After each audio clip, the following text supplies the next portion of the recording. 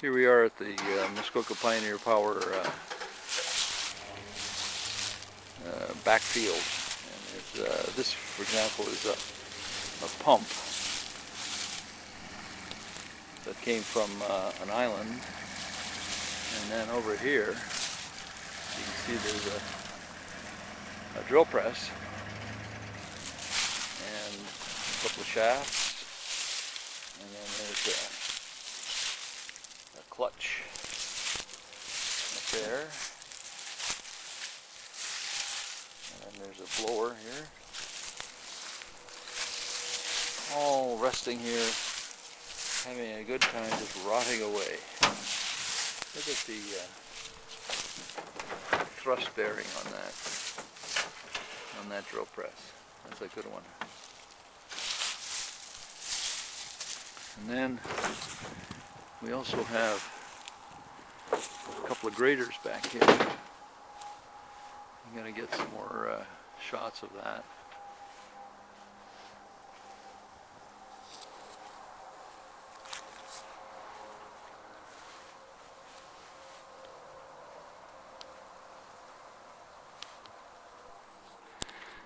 Yeah, there's two of my pals, Cliff and Art, looking at this old stuff.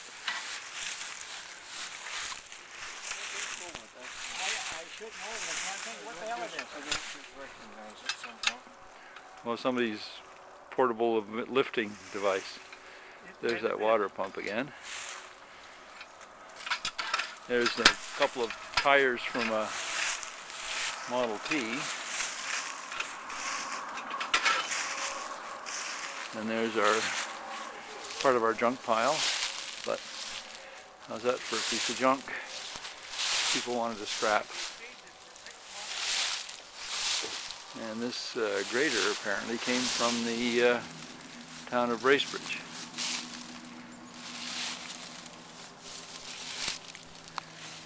And you can see it's all still here.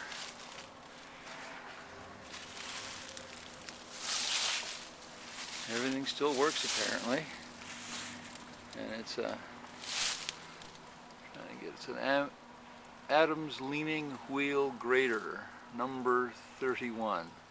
And there's a serial number here, and it's 484. And you can see the mechanisms on it. Very robust machine.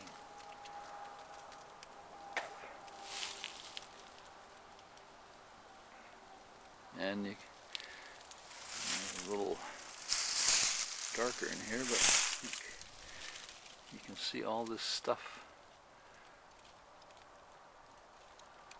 that is really good. And then in the background there's an even older grader. You can just imagine working on this thing in the summertime.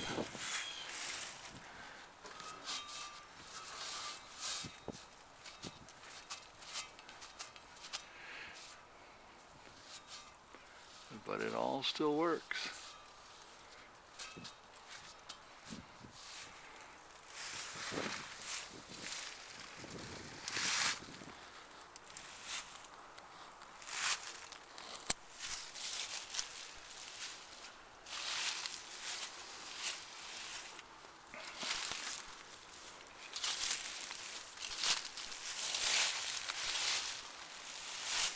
Nice ball joint there.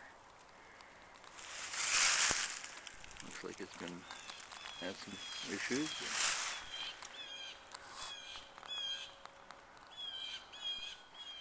And before we get to the other grader, this roller has been sitting here for a while.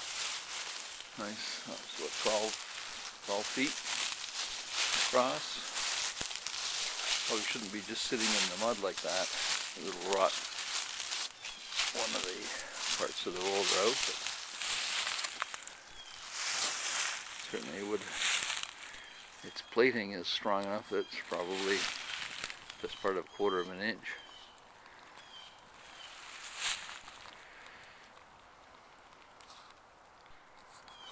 So here's that other grader, And you can see that the wheels are really interesting. The spokes are two separate pieces of steel, which actually not really.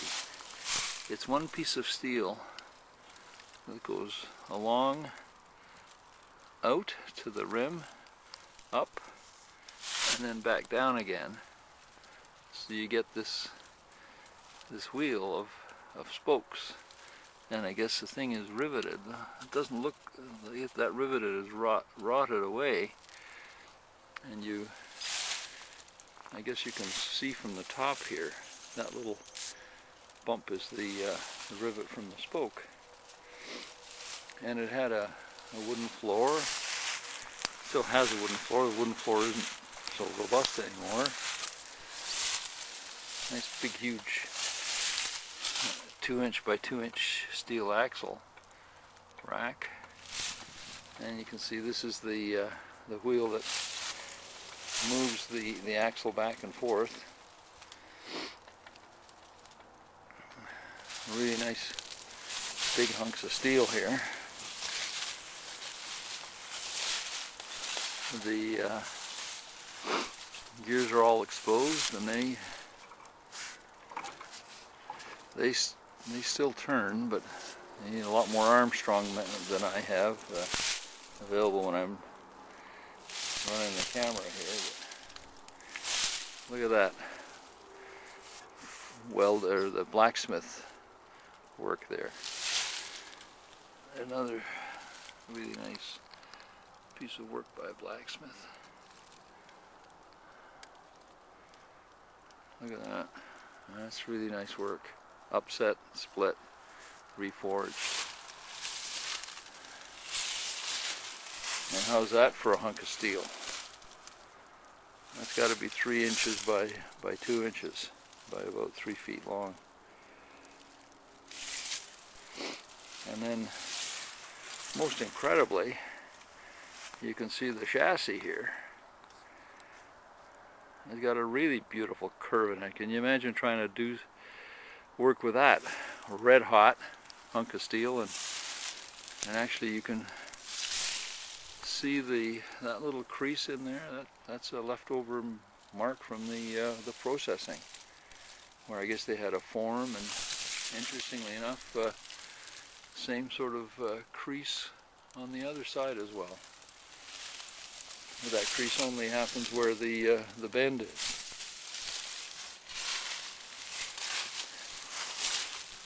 Again, same kind of spokes as the rear wheels, but not so big. You can see there's a front-on view of the thing. Combination of cast iron and forged steel. I wonder how many hundreds of miles this thing had plowed in its roads it had plowed in its life.